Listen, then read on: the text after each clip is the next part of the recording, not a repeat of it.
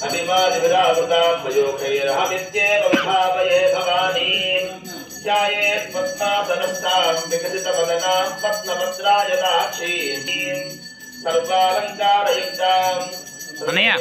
भक्तनम्रां भवानीं श्रीद्यां शान्तमूर्तिं सकलसुरनुतां सर्वसम्पत्प्रदात्रीं सकुङ्कुमविलेपनामलगजुम्बिकस्तूरिकां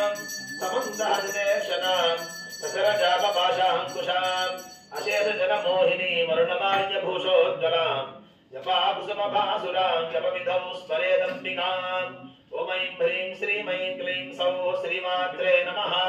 मूर्धानन्द्योरतिं पृथिव्या वै